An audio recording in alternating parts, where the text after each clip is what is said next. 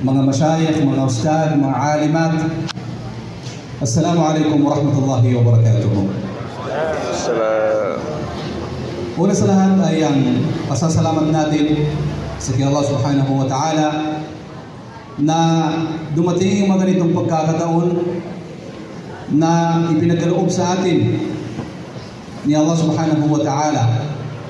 Dumating tayo at ipinaabot sa atin ang isa sa pinakamainam na mga pagkakataon at panahon na ang isang mananampalatayang Muslim ay karapat dapat sa kanya na siyasatin, saliksikin at alamin ang mga kaalaman at karunungan na hindi lang makapagpapatatag sa kanyang pananampalataya, bagkus ay mas lalo pa niyang ikakalapit sa kay Allah subhanahu wa ta'ala. At hindi lang yon, malalaman niya kung ano yung mga karapat dapat na gawin na kailangan niyang may ambag bilang isang mananampalataya, pakikipagkapwa niya tao sa kanyang trabaho, sa kanyang pakikitungo sa kapwa niya tao, lalong-lalo na ang ating relasyon at koneksyon sa tagapaglikha na si Allah subhanahu wa ta'ala. But before that, nais ko munang pasalamatan ang mga kapatid natin, lalong-lalo na dito sa Division ng Cotabato, sa pagbigay sa atin ng pagkakataon at pag-imbita sa oras na ito bilang, hindi natin sasabihin bilang panauhin, dahil lahat tayo ay magkakasama, lahat tayo ay magkakapatid, at nasa isang nahnu fi safin wahid. Ibig sabihin ay isa lang yung daan na dinadaanan natin. Fala fadla li ahadin minna. Kumbaga ay walang mas nakakaangat sa atin. Ang nakakaangat sa atin kung sino ang mas malakas at malaki ang paniniwala at takot sa Allah subhanahu wa ta'ala. Inna akramakum indallahi atqakum. So, humihingi ako ng pumanhin na hindi ko mabanggit yung mga pangalan isa-isa, sir, kasi wala akong copy dito. Pero simulan ko na lang dito kay ma'am, at sa kay sir.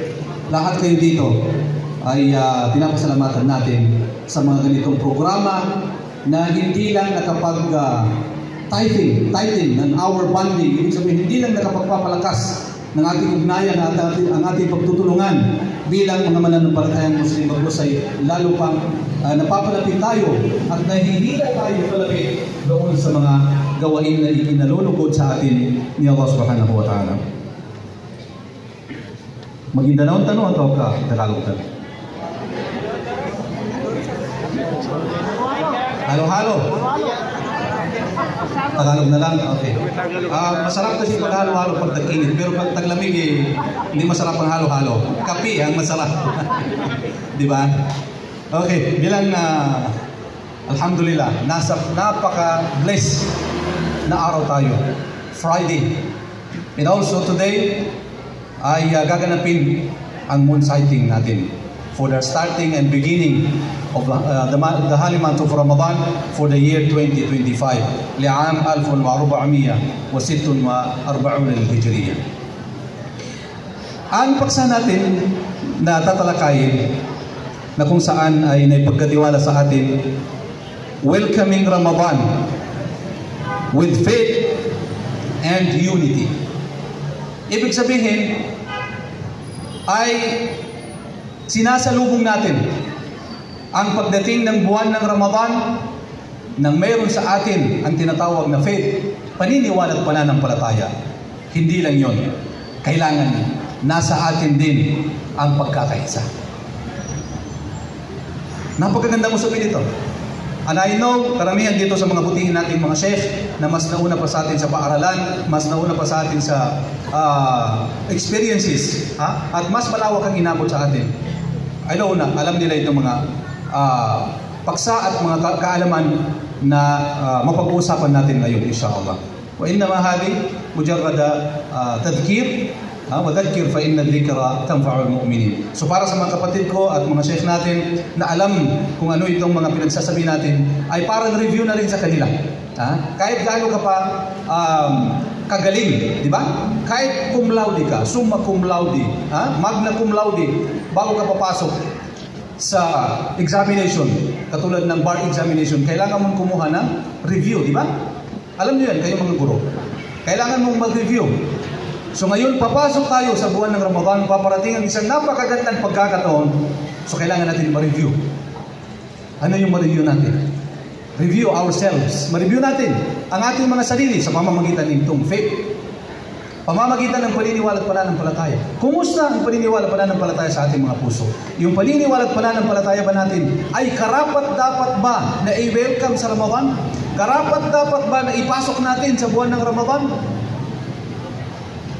So tingnan natin. Magmuni-muni tayo, sabi nga, sa ating mga sarili. At tingnan natin ang pagtutulungan natin, ang pagmamahalan natin, ang pagkakaisa natin. I-review natin. Welcoming Ramadan with faith and unity. Itong dalawa na ito ay mababasa at makikita natin sa isang verse lang sa banal na Quran, na kung saan dito natin makikita ang pag-obliga sa atin ni Allah sa pag-obserba ng pag-fasting o pag-fasting, pag-aayuno sa buwan ng Ramadan. Sabi ni Allah subhanahu wa ta'ala sa banal ng Quran, sa chapter ng Al-Baqarah, lahat kayong memorize niyo ito. Ya ayyuhalladhina amanu, kutiba alaykumus siyamu, kama kutiba ala alladhina min qablikum la'allakum tattaqun. Ito, malimit natin naririnig ito. Ano yung pinakamalapit na pagpapakahulugan? O kayong mga maniniwala at mananampalataya. So tinawag ni Allah yung mga maniniwala at mananampalataya. Kutiba alaykum, inobliga sa inyo ang pagpa-fasting o pag-aayuno, pagtitimpi sa buwan ng Ramadan. Kama kutiba ala alladhina min qablikum, katulad ng pag-obliga sa mga naunang mga tao sa inyo, mga naunang nasyon sa inyo, sinaunang mga tao, la'allakum tattaqun, upang sa ganun ay makakuha kayo at magiging mga payos at magiging mga tao kayo na may takot sa kay Allah subhanahu wa ta'ala. Balikan natin yung verse na ito. So hindi natin babasahin ng ganun lang kabilis. Balikan natin. Bitama'unin wa tafahhusin wa nadratin daqiqa. Ibig sabihin, tingnan natin ng mapanuring pagtingin, hindi mapanira. Mapanuring, ha? Delikado itong mapanirang pagtingin. Lahat tayo may pagkakasala at pagkakamali. So kung bawat isa sa atin ay titingnan ang bawat isa kung ano yung kamalian, definitely hindi tayo magkakaisa. Dahil lahat tayo ay may pagkakamali at pagkakasala, di ba? So ang turo ng Islam, ang hanapin mo at tingnan mo sa kapwa mo tao, yung kabutihan niya. Okay. Ya ayyuhalladhina amanu. Tinawag ni Allah subhanahu wa ta'ala tayong mga maniniwala at mananampalataya. Hindi niyo ba nauobserbahan dito sa pagtawag ni Allah subhanahu wa ta'ala, tinawag niya as a whole in a form of plural, not singular. Amanu. Ayyuhalladhina amanu. بصيغة الجمع نادانا جميعا ونادى المؤمنون جميعا وليس فرادا ولا أحدا. Ibig sabihin, tinawag tayo ni Allah subhanahu wa ta'ala ng plural. O kayong mga maniniwala at mananampalataya. So hindi niya tinawag, o kayong mga ulama, o kayong mga ustaz, o kayong mga teacher, o kayong mga officials, mga leaders. No. Tinawag ni Allah subhanahu wa ta'ala the whole, lahat. Sa iisa lang. Ano yung kahulugan? Ano yung makikita natin? Ano yung, kumbaga, malalaman natin doon? Unity. First, before the unity, amanu, iman. Ano yun yung faith? So, kailangan, nandun yung faith, kasama ang pagkakaisa. Kasama ang unity. Bigyan ko kayo ng konting kumbaga kadahilanan na hindi galing sa bulsa ko, of course, galing sa Quran din. Bakit hindi pwedeng paghiwalayin ang paniniwala at pagkakaisa? Dito sa verse na ito, makikita natin amanu. Tinawag ni Allah subhanahu wa ta'ala sa isang word lang na napasok o di kaya napaloob doon at kalagip itong dalawa. Faith and unity. Ya ayyuhalladhina amanu. Tinawag yung mga believers in a form of plural. Bakit? Sabi ni Allah subhanahu wa ta'ala, wa inna hadhihi ummatukum ummatan wahida wa ana rabbukum fa'budun. Sabi ng mga scholars ng Islam, dito sa verse na ito, inuna ni Allah subhanahu wa ta'ala ang pagkakaisa kaysa paniniwala. Wa inna hadhihi, katunayan sabi ni Allah, kahulugan dito yung kahulugan ng sinabi niya doon sa verse. Wa inna hadhihi, katunayan itong inyong umma al-Islamiyya, umma Muhammadiyya, ummatukum wahida. The unite ummah. Hindi magkakawatak-watak. Nagkakaisa. Wa ana rabbukum fa'budun, doon sa isang verse, wa ana rabbukum fattaqun. At ako, sabi ni Allah subhanahu wa ta'ala, ang inyong Diyos na inyong sampalatayain. So lahat dito sa mga verse nito, kung napapansin nyo, lahat in form of plural. Bakit? Sabi ng mga scholar. Ganon ka-importante sa essence ng paniniwala at pananampalataya ang pagkakaisa. Ang unity, pagtutulungan, pagmamahalan. Bagkus, isa sa mga nakakasira sa paniniwala at pananampalataya ng isang mananampalataya, pag nawala doon sa kanila ang essence ng tinatawag na pagkakaisa o di kaya ay unity. Welcoming Ramadan with faith and unity. Ramadan, kung titingnan natin ang spiritual essence nitong Ramadan na paparating, we don't know kung bukas na ba magsisimula or after tomorrow, pero malalaman natin yan inshallah mamayang gabi sa anunsyo ng butihin nating mufti ng Bangsamoro Darul Ifta, inshallah. Panalangin natin kay Allah subhanahu wa ta'ala na abutin natin at ipapaabot sa atin ang buwan ng Ramadan, inshallah. Amin. Spiritual essence of Ramadan.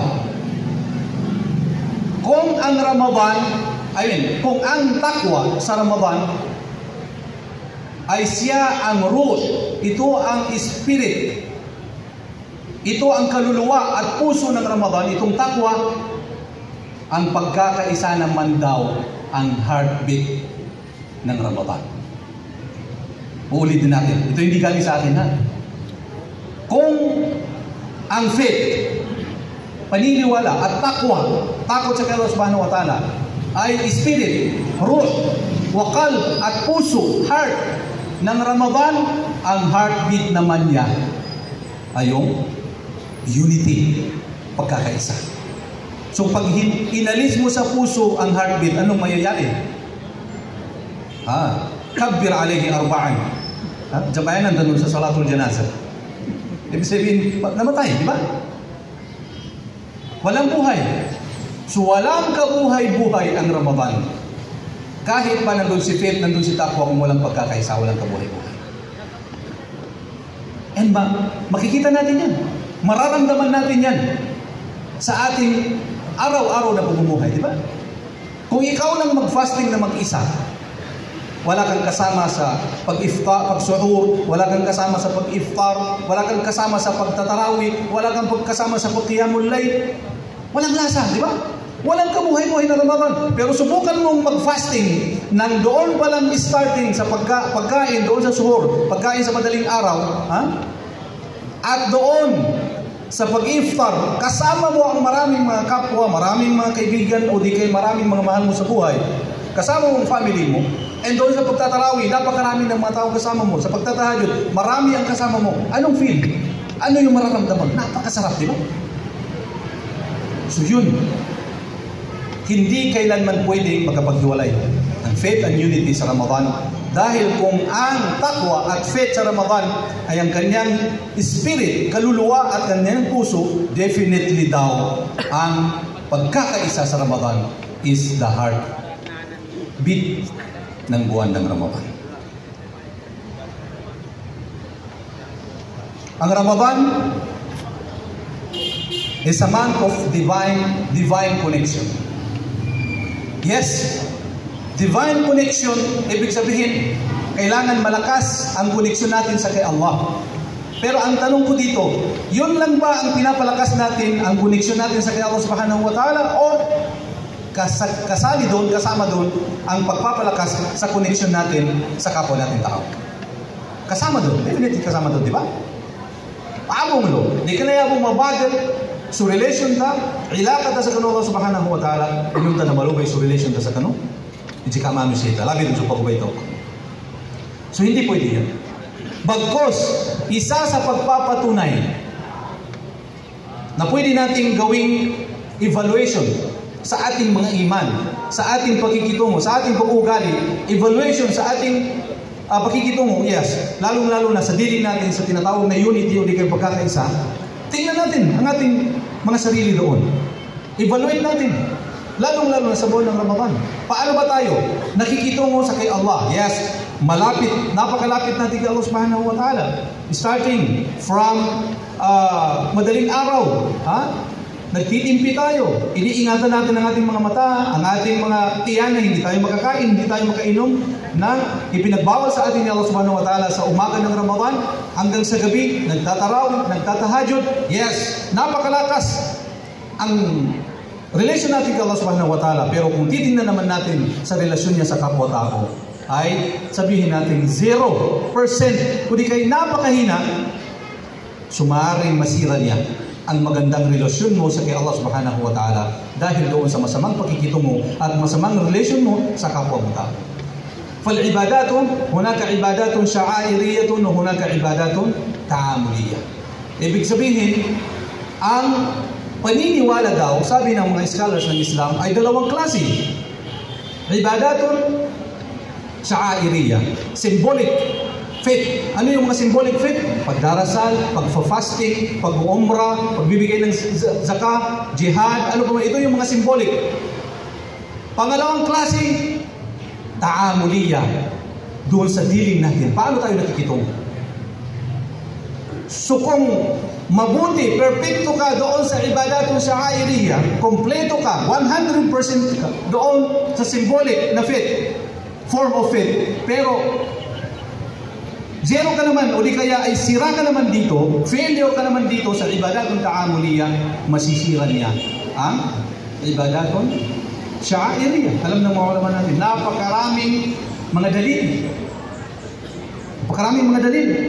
Isa na dito, na sinabi ni Prophet Muhammad sallallahu alaihi wasallam, na sinabi niyang mga lugi, mga bankrupt, at tadruna manil muflis. Alam niyo ba, sabi ni Allah subhanahu wa ta'ala, kung sino ang bankrupt? Sino ang, ano ba sa ibang, ano ba yung ibang katawagan ng bankrupt? Lugi, ha? Hindi lang lugi. Pag sinabi natin bankrupt, walang natira sa kanya. Natin pala. Itinanong ng, yes, sino ng business dito na alam kung ano yung pantawag? Sabi natin bankrupt. Sabi ni Prophet Muhammad sallallahu alaihi wasallam, alam niyo ba kung sino yung bankrupt? Ay sabi naman kanyang companions, ang alam namin, propeta, na bankrupt, lugi, natibar, natikwas, man la dirham lahu, man la dinara lahu wala dirham. Walang pera. Naubusan ng ari-arian. Walang natira sa kanyang ari-arian. Sabi ng propeta, hindi yun ang tunay na bankrupt. Ang tunay na bankrupt, rajulun, isang maniniwala, isang mananampalataya, isang Muslim, isang tao, dumating doon sa pangalawang buhay na malabundok ang kabutihan. بصلاة وصيام وزكاة وجهاد وصدقة وإلى غيرها. Malabundok na kabutihan. Napakaraming gawaing kabutihan. Napakaraming ibada na nagawa. Napakaraming fasting, tahajjud, pagbibigay kawang gawa, sadaqah, zakah, ano pa man dyan. Walakin, kaya lang, nagsalita ng masama. Kumuha ng hindi sa kanya. Pinalo niya ang kapwa niya tao.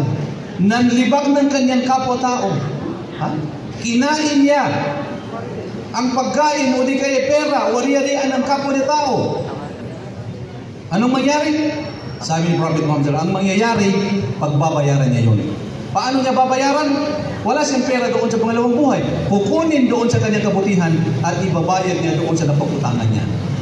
At idha fanat hasanatu, kapag naubos ang kanyang kabutihan at hindi pa rin nabayaran ang kanyang utang, anong gagawin? Kukunin doon sa kanyang napagutangan ang masamang ginawa at kasalanan ng nautangan niya at doon ibabato at doon ilalagay sa kanya.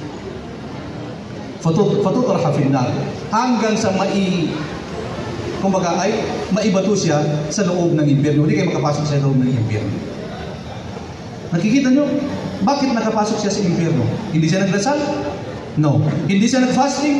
No. Hindi siya nagsadaka? No. Hindi siya nag-jihad? No. So, kumpleto niya ang ibadatong sha'airiyya, yung symbolic. Kaya lang, failure siya doon sa ibadatong ta'amuliyya. Failure siya doon sa pakikitungo. So, ganun ka-importante itong tinatawag natin na koneksyon ng tinatawag na paniniwala at pananampalataya kasama ang unity o di kaya ay pagkakaisa. Kasi yung unity, nandun sa dealing yan. Nandun sa pakikitungo natin. Kung paano tayo makikipagkapwa-tao, nakakita ka ng leader, irespeto mo. Pakinggan mo kung ano ang kanilang sinasabi. Sumunod ka sa kanila. Hanggang sa ang kanilang ipinag-utos ay hindi pa naman doon sa contradict sa kung ano ang ipinag-utos ni Allah subhanahu wa ta'ala. Titingnan natin kung ano ba yung madahir al-iman.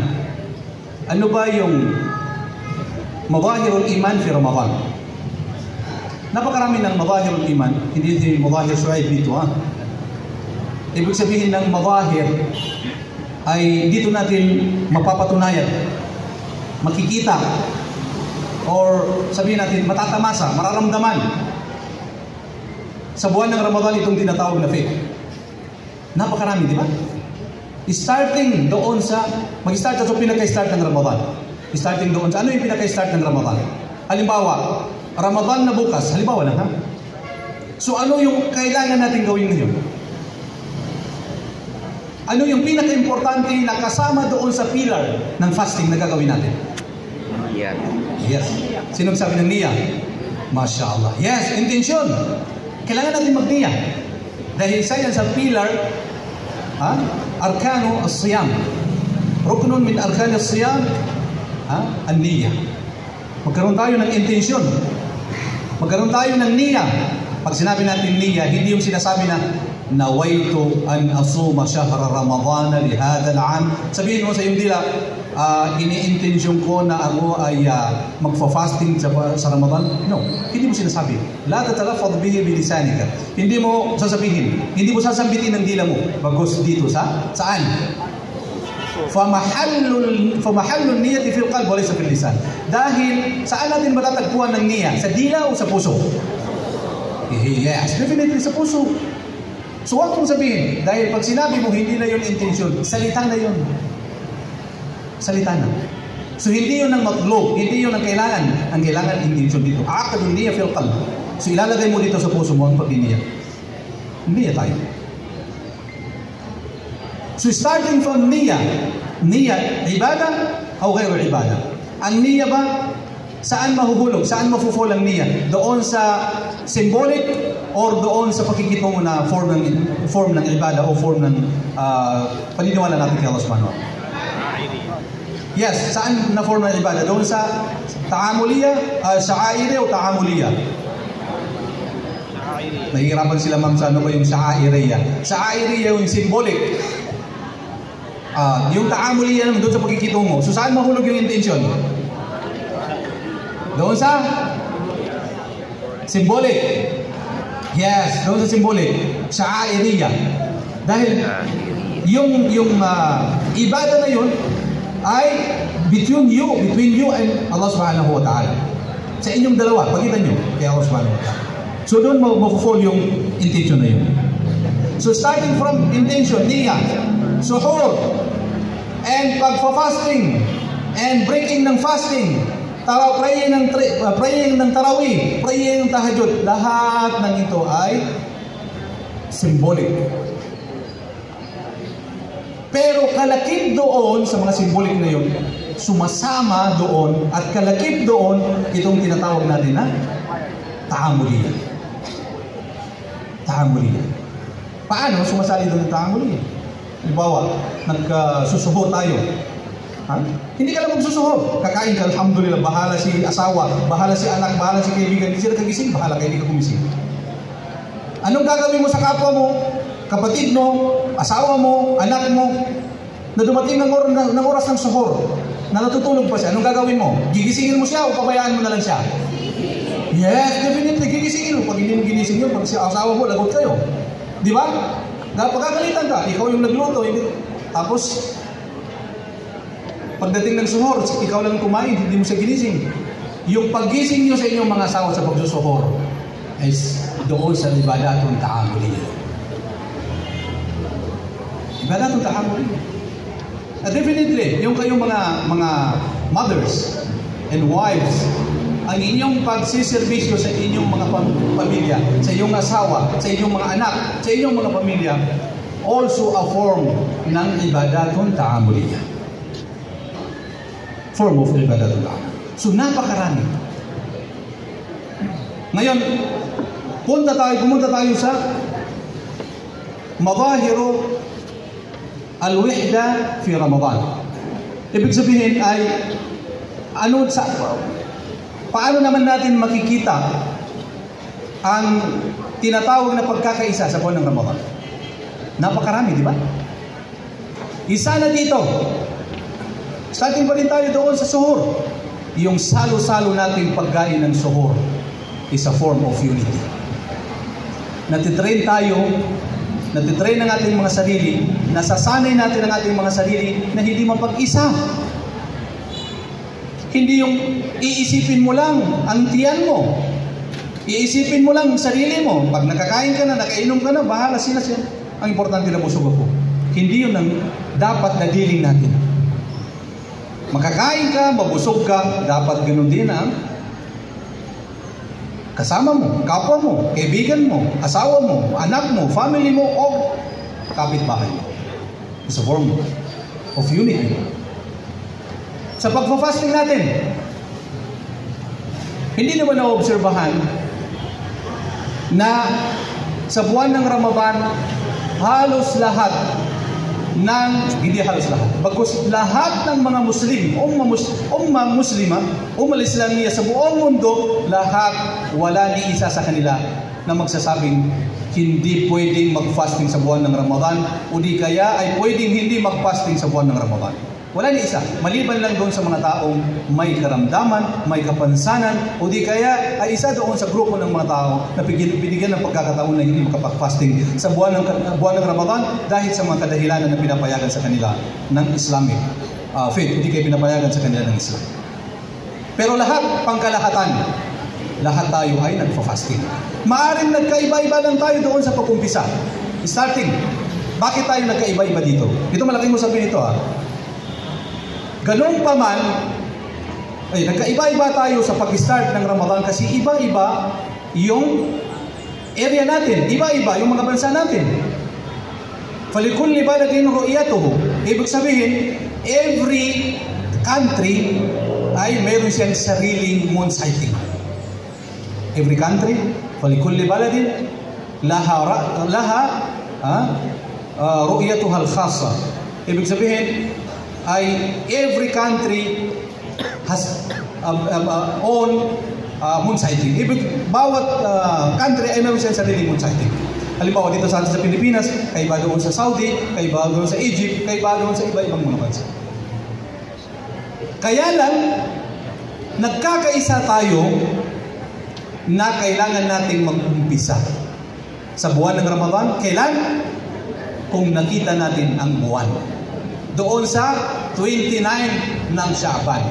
At kung hindi naman nakita, kailan tayo magpa-fasting? Magpa-fasting tayo doon sa 1 ng Ramadan dahil kukumplituhin natin ang 30 days ng Sha'ban. Ito yung order sa atin at guideline sa atin na binigay ni Prophet Muhammad sallallahu alaihi wasallam.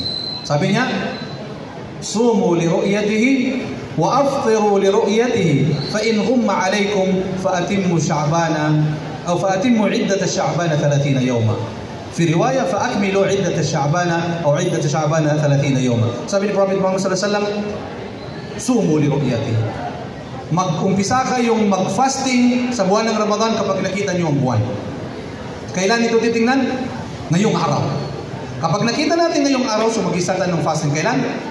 Tomorrow, inshallah. Kung makita natin. So hindi pala natin alam, i-announce pa ng darwifta natin sa atin mamaya inshallah, alas 8 or mamayang after Isha inshallah. Wa aftiru li ra'iyatihi, at mag-break kayo ng inyong fasting doon sa Eid.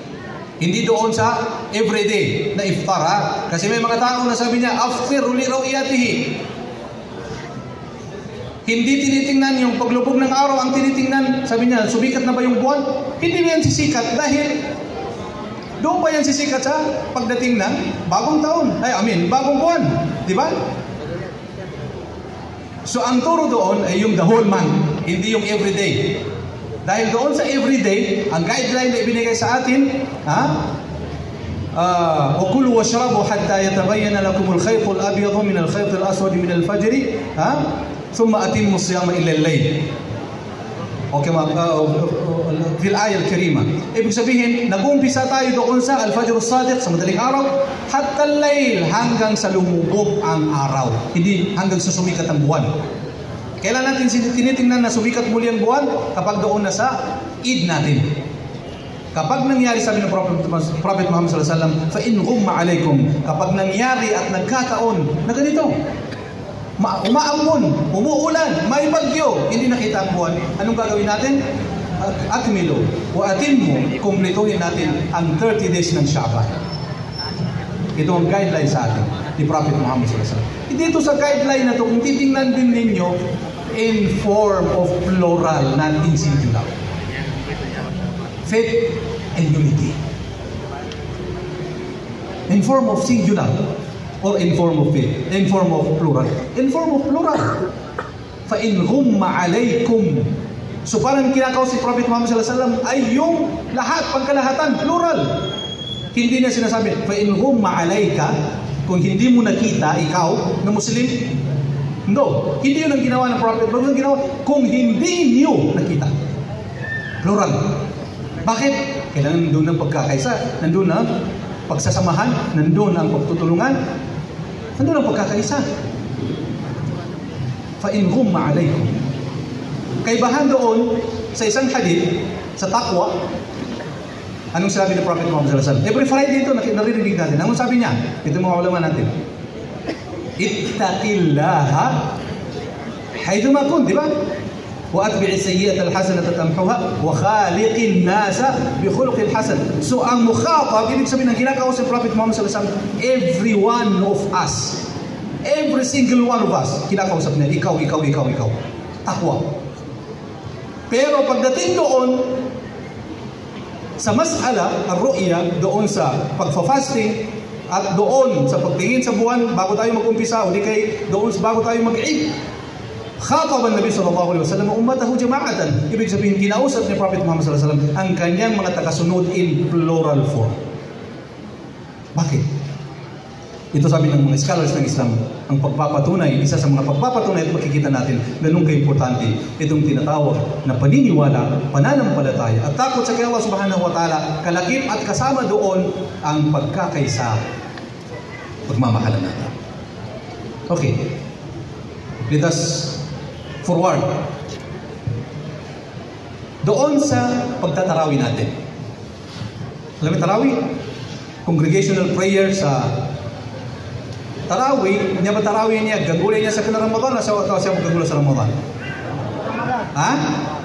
No pa magkarmerit ano pa tarawi sa Ramadan ipakita no.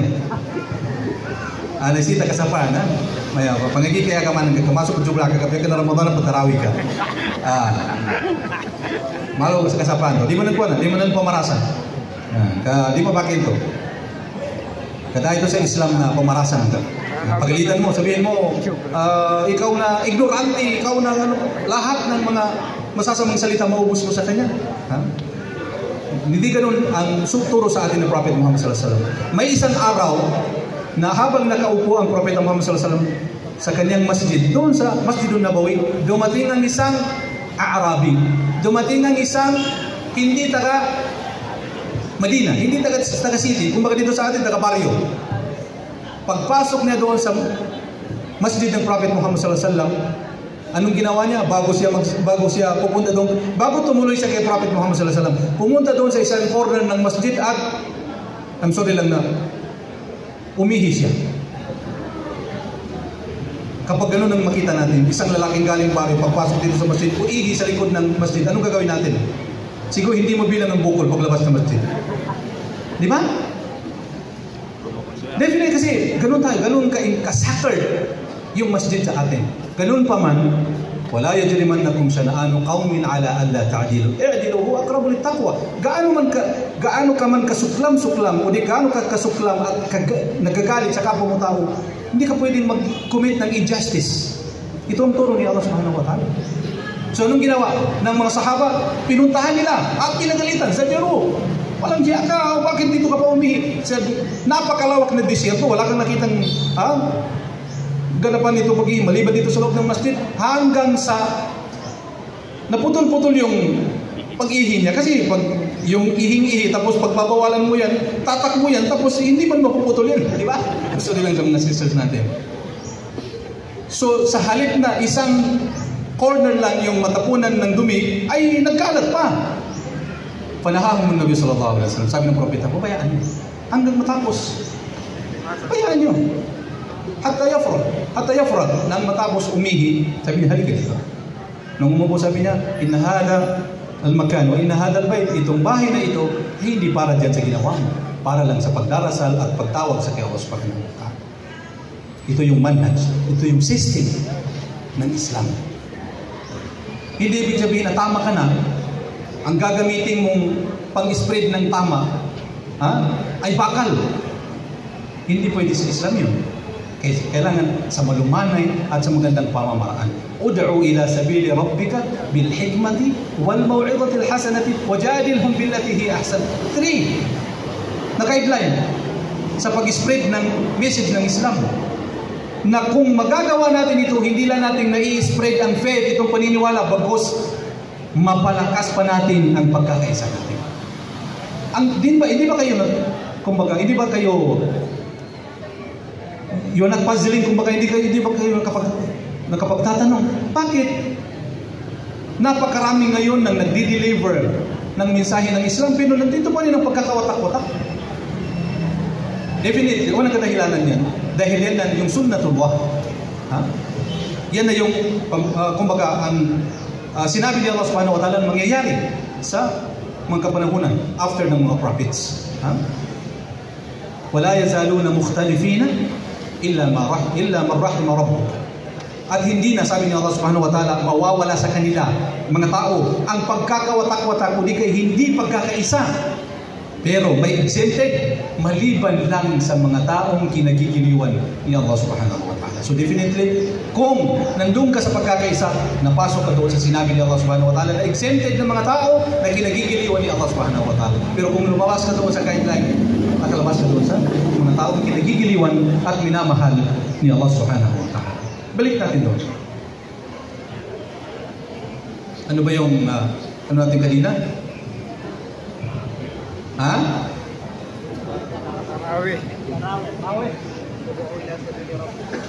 Ngibit yan terang kaginan to? At-ta'awun. Okay. Mana bangan na magutami ka, tigo po Tagalog, tarpajaman na rin siya.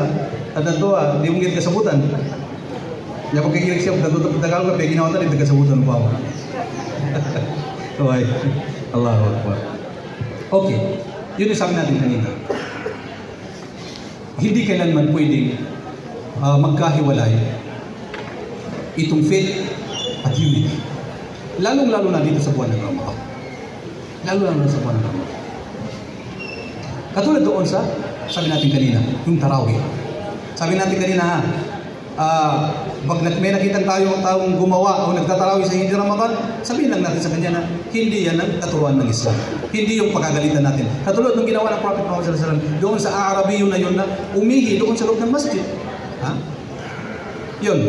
Ibalik natin doon sa sabi natin kanina na isa sa mga dahilan na bakit hindi na tumatagos ang mensahe ng Islam sa mga tao na ang maidudulot ay pagmamahalan at pagkakaisa. Maaaring doon sa dealing natin, sa pagkikitungo natin at doon sa pamamaraan natin sa pagpasa sa kanila o pag-deal sa kanila o pag-spread sa kanila sa kautusan ng Islam. May tatlong guideline dito na sinabi ng Allah subhanahu wa ta'ala. Sabi niya, sa pagdada'wa, pag-spread ng mensahe ng Islam, sabi niya, ud'u ila sabili rabbika, at manghihikayat ka for the cause of Allah. So hindi ka nangihikayat for the cause of money. Hindi ka nangihikayat for the cause of famous. Hindi ka nangihikayat for the famous o ano pa man siya, dunya. For the cause of Allah, fi sabilillah. Sa anong pamamaraan niya Allah? Bil hikmah, with wisdom. Napakagandang pamamaraan. Napakalumanay na pamamaraan. Bigyan ko kayo ng halimbawa. Itong tubig na ito, pag ibinigay kong isa sa inyo, iinumin nyo, hindi. Ano? Iinumin o hindi? Iinumin. Yes. May hindi inom. Hindi natin pabibigyan ng tubig mamaya kung hindi inom. Lahat tayo iinumin yan. Bakit? Malinis ang tubig at malinis ang pinaglalagyan. Pero kung marumi ang isa doon sa dalawa, hindi natin iinumin. Kahit isa lang marumi dito sa dalawa. Ano yung dalawa? Tubig at ang paglalagyan. Kahit gaano kalinis ang tubig, kung marumi ang pinaglalagyan, walang iinom yan. Ganito din sa dawa. Kahit gaano kaganda ang mensahe ng Islam, kung mali ang iyong pag-deliver, hindi tatanggapin ng tao yan. Yes, hindi tatanggapin. Pumunta ka doon sa bahay, bumisita ka sa kapwa mo, pagkatapos niyang inuman yung baso niya, nilagyan ng kape, tapos ibinigay sa iyo. Anong gagawin mo? Walang iyakan? Pahinumin mo ako sa... Di ba? Astaghfirullah. Walang gagawin sa atin nun. Maliban lang sa taong wala na talagang, kumbaga, sifat fil akhlaq. Walang totally na walang morality. Di ba? Dahil kung mayroon lang sa konting morality, alam niya hindi pwede. So isa sa morality, bil hikmati fid da'wa, ang pagpapalaganap natin ng Islam in the best form, in the best way. Wisdom, with wisdom. Isa yun, bil hikmah. Pangalawa, wal mau'izatil hasana, napakalumanay na pagsasalita. Hindi yung parang ikaw na hindi ka nagsasala, ikaw isa ka sa mga tao sa impyerno. Ay kung boxer yun, kung bodybuilder yun, binigyan ka ng kahit isang low-blow lang, yari ka. Di ba? Mau'izatil hasana. Dahil kapag nakakita ka ng gumawa ng tao na hindi ka aya-aya, hindi yung kinagagalitan mo yung personality niya, pero yung kinagagalitan mo ay yung masamang ginagawa niya. Yung masamang karakter, hindi yung personality niya. Gusto mong iaahon yung personality niya doon sa masamang gawa na kanyang ginagawa. Di ba? So napakarami ng madahirong al-wihdati fil Ramadan. Meron pang isang importante dito. Kung ang Ramadan ay merong pilar, ano yung pilar ng Ramadan na banggit natin kanina? Rukn Ramadan? An-niyah wa imsak. Wal imsak, Masya Allah. Ang intensyon at abstention, ibig sabihin, imsak ay yung hindi natin pagkain, hindi pag-inom at hindi natin paggawa sa mga gawain na nakaka-invalidate o hindi kayo nakakasira sa ating fasting. So ito yung dalawang rukn, dalawang haligi, dalawang pillars ng Ramadan. Sa Ramadan, sabi ng mga ulama, mayroong pillar ang unity. Hindi caterpillar, ha? May pillar, may rukn. Fi Ramadan, hunaka ruknun lilwihdati wal wi'am wat tahabub. Mayroon daw pillar, haligi, ang pagkakaisa. Ano yung haligi ng pagkakaisa sa Ramadan? Maaari hindi lang sa Ramadan, kahit sa ibang Ramadan. Ano yung haligi ng pagkakaisa? Pagmamahalan. Al-mahabba. Mahabba. Sino pa? Masya Allah. Haligi ng pagkakaisa sa Ramadan. Mahabba. Isa na yun. Isa pa yun. Pero mayroon pang pinaka-importante. Mamahalin mo, kung mamahalin kita, yes. Pero sometimes not enough. Kahit sa mag-asawa, di ba? Between husband and wife, nandun sa kanilang napakalaking respeto, napakalaking pagmamahalan, napakalaking pagtutulungan, pero hindi makumpleto ang pagkakaisa. Bakit? Walang pera. Di ba? So, ang pilar daw ng pagkakaisa, isa sa pilar ng pagkakaisa sa Ramadan, as-sadaqah. Ano? Sadaqah. Al-fulus turih an-nufus. Di ba? May kasabihan sa Arabic na kung gusto mo, kumbaga ay maging laging fresh, laging okay ang puso ng kapwa mo, pera. Ha? Di ba? Tuloy yung boss. Pag nakakita ka ng alhamdulillah, mayroon akong pambili ng pang-iftar, meron akong pambili ng pang-sahur. Pero pag walang pera, dumating si husband na walang dala-dala, sasabihin ng asawa, sabihin ni wife, mother, sabi niya, ano yung pambili natin ng iftar? Sabi niya, wala. Walang gana, di ba?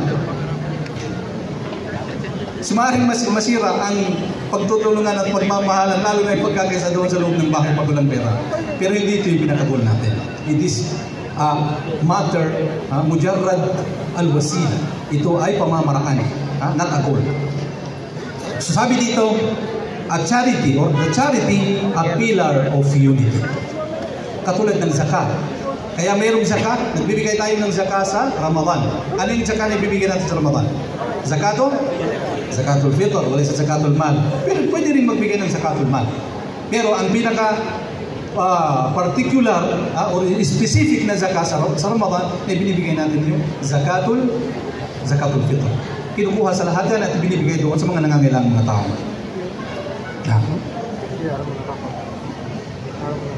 Ang Prophet Muhammad sallallahu alaihi wasallam ay napaka-matulungin at maawain niya. Pero hindi maikumpara pagdating ng buwan ng Ramadan. Kaya kung gusto natin mapalakas pa ang bonding ng ating pagmamahalan, pagkakaisa, nandun ng faith, nandun yung unity, kailangan din, ay meron din budget, di ba? Meron din budget. Meron din fulus, meron din money, for honey, pero ito ay mujarrad wasiyah. Ito ay pamamaraan lang. Kumbaga daan. Hindi yan ang pinakagol natin. Ibig sabihin ng daan, gumadaan ka lang doon. Pero hindi ka uupo doon. Hindi ka matutulog doon. Hindi ka magpapakamatay na doon. Daan yan eh. Di ba? Kung may taong uupo, di kayo matutulog siya sa daan. Makagalitan natin, di ba? Nasisiraan ka naman ng bait. Daan ito, hindi ito. So ganun din ang fulus, money, wealth, ari-arian. Ito ay pamamaraan lang. Para saan? Para magkaisa tayo at para umabot tayo doon sa kagustuhan o di kay kagiliwan tayo ni Allah subhanahu wa ta'ala. Napakarami ng mga madahirul bihda fi Ramadan o fi Al-Quran. Isa na doon yung mga nabanggit natin kanina. Kaya bilang konklusyon natin dito sa mga naibahagi natin, kailangan nating matransform sa Ramadan na ito ng ating mga sarili. Matransform ng ating mga sarili, first, ma-evaluate natin ang ating faith sa ating mga puso. Kung enough na ba itong mga faith natin na ipasok natin sa Ramadan? Katulad ng itong mga ustaz natin. Mayroon ba sa inyo itong mga basketballista? Dati siguro meron, di ba? So bago ka papasok sa laro, sa pagbabasketball, anong gagawin mo? Al-ihma, patratul ihma, warm up. Kailangan warm up. Lalo pag ganito sa atin, medyo matatanda na at medyo malalaki na ang container. Kailangan ng warm up, di ba?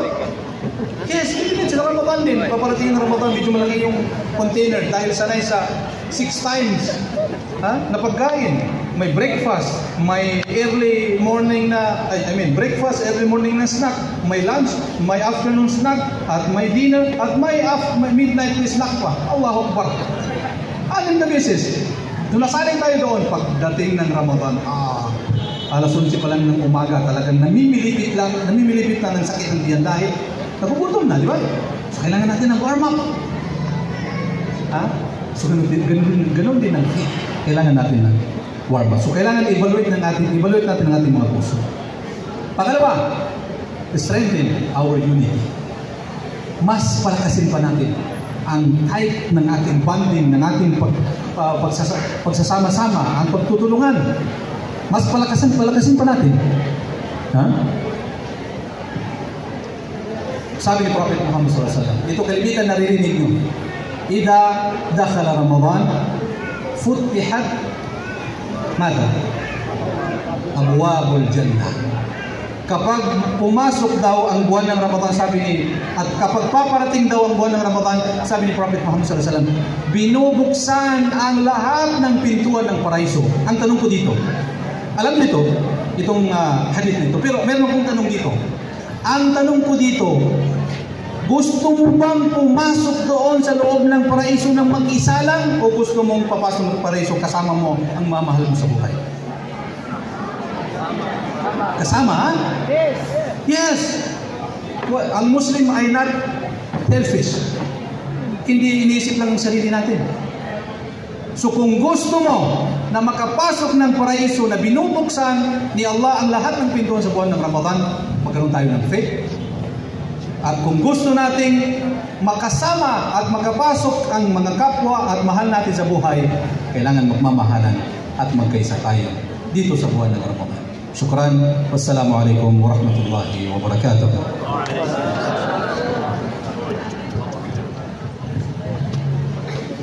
Alhamdulillah and shukran Ustaz for those reminders and knowledge that you have shared to us.